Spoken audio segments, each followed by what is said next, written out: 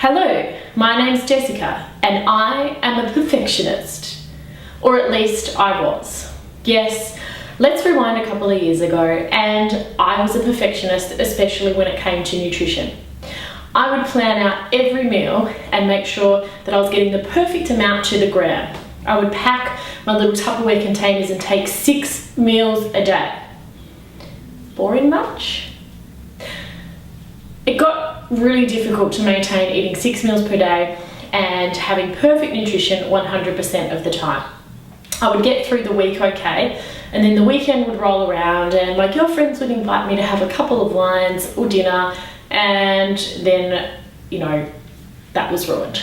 So then my nutrition would go completely out the window. I would then just say, oh well, I've blown it now, I may as well eat whatever I want. This was a disaster of an approach, and I found that with my results, I didn't actually get any better. I just went around and around and around in circles. I had a light bulb moment one day when I realised nutrition can never be perfect. It's just not possible in the world that we live in now. We have weddings, birthdays, invitations to places. We celebrate things with alcohol. There's so much beautiful food out there and amazing restaurants that we should go and try out. So what I realized was I needed a strategy that could work so I could still have these occasional indulgences but still manage to stay on track. For me, it was learning to let go of perfectionism. Perfectionism is so overrated. If you're trying to have your nutrition perfect 100% of the time, quit doing it. You've got 2 options. You can either allow the little treats to come in through the week every now and again, and then as soon as it's happened, move on and commit back to nutrient-rich eating. That way, you're taking one little step back, but overall, you're going along in the right direction, which is the direction of progress. Or you can have one cheat meal per week. Not a cheat day, and not where you completely just binge on whatever you want, but just one meal of something special with a dessert and maybe a couple of wines. Then you're getting back on track.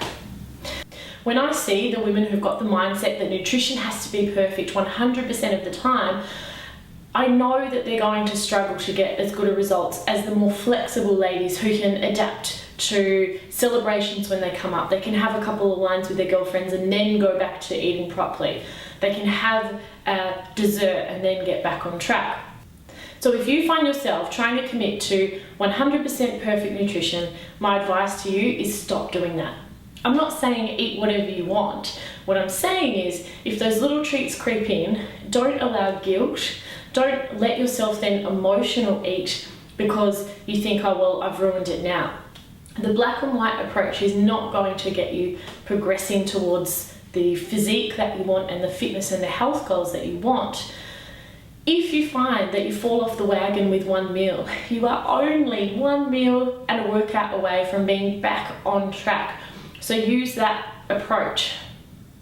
We can still make progress. We can still strive for excellence in terms of our physique, our health and our fitness without having to be perfect and still enjoying the finer things in life. We women have so much pressure on ourselves to be the perfect mother, the perfect wife, to work perfect, to look perfect. Perfectionism, again, way overrated.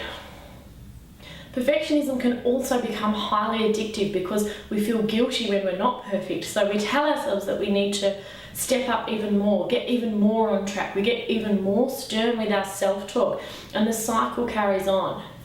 So thank you for listening today, and my advice to you is strive for excellence in your health, but don't become a perfectionist. Enjoy the finer things once a week. And then get back on track with your eating, get back on track with your training, and you will still get excellent results. Thanks so much for watching. Bye!